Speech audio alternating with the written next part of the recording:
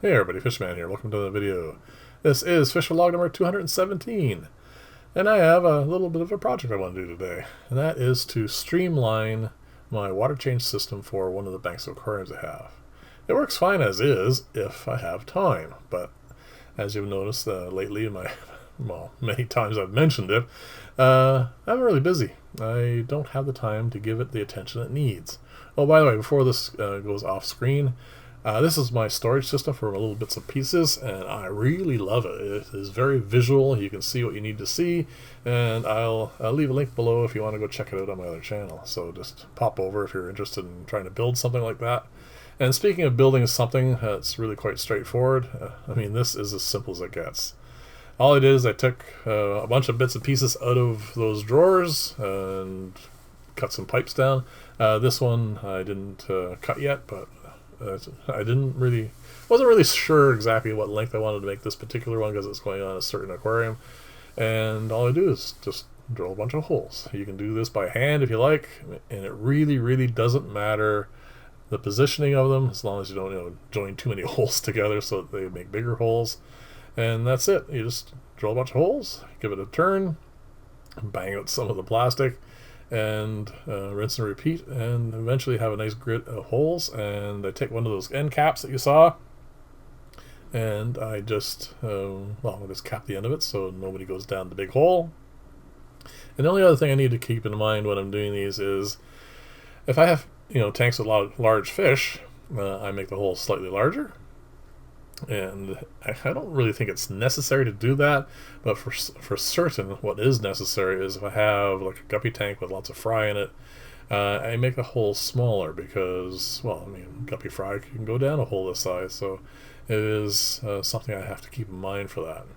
But in other words, you can see I'm just doing this really quickly. This is, 2 times speed, of course, but I think it took me, well, including all the different stuff for this, about 2-3 minutes to make. And yeah, it's just, like I said, very straightforward and easy to do.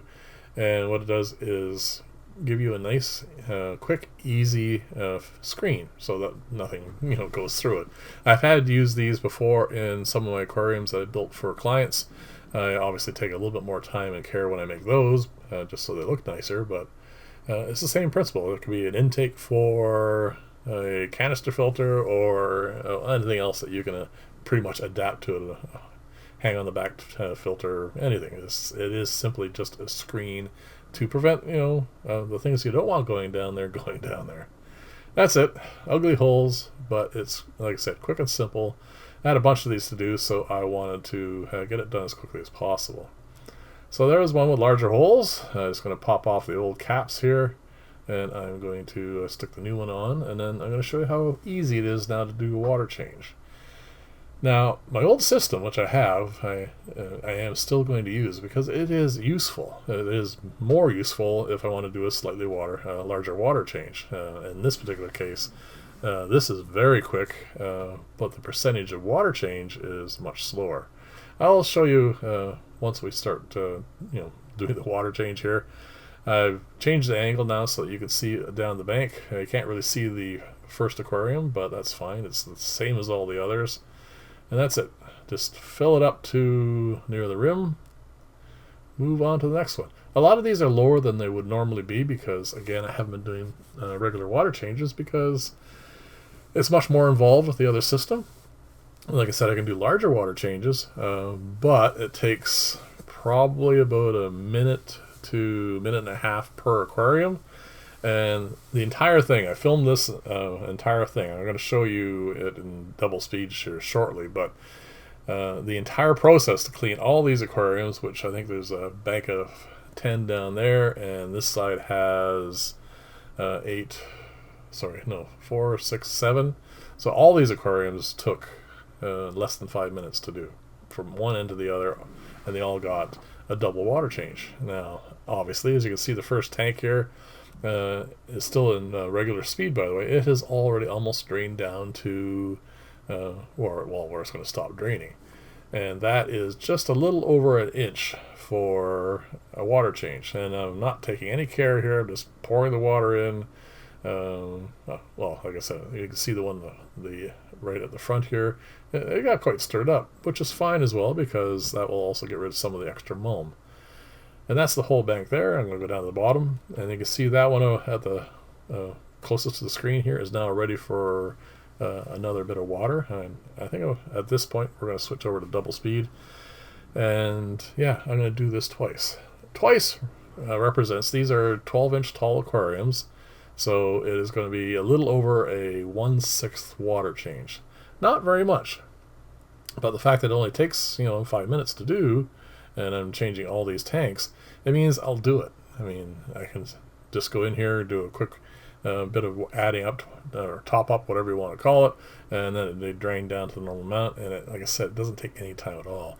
The other side is the ones that I have with the elbows on them, and it's very, very simple. You've seen me do those water changes many times, and yeah, it's very straightforward, and it doesn't take any extra time at all. Those ones, I rarely, if ever, fall behind in my water changes, which is something I need to keep in mind for these tanks. These are the ones, especially the ones on the bottom there at the top of the screen. They don't get as much attention at all, really. I mean, there are breeds some plecos in there. You've seen some zebra Daniel fry growing up in there, but they're not really tanks that get viewed that much. So they're more for storage. And those first two tanks that really do need to have something else done to them as well. The ones I just went by, they need more lighting because I want to put some more stuff in there. And of course, because I'm breeding so many fish now. I need space to grow all this stuff up. So anyway, so that's how it works. Very straightforward. Stick around to the end of this though, because I want to show you something actually is really interesting. And to that effect, what I've been doing is I've been collecting an awful lot of oak leaves this year. I mean, it's the perfect time, of course, because they're all hitting the ground now. And I have those tubs that you see, the ones that I use for growing up fish fry. They're just Rubbermaid tubs. I have one of those full now of leaves, and I'm probably gonna still get some more because every time something comes up, I find very interesting ways of finding more uses for them. So I'm gonna switch over here in a second. I'm gonna show you the Corydoras fry. This is going to be the largest batch I've raised yet. Like I said, I'm getting good at the timing for when to pull the eggs off, and oak leaves are way better. You can see there's a bunch of them in here now. They're way better than hay. It's not so bad when you have a small batch, but there are dozens in here. You can't really see them all because I was disturbing it and they all went down to the bottom. But yeah, there's a whole pile of them in here, and they're thriving. They're past the 2-week mark now, so I think they're good to go, and they're going to go into an aquarium soon.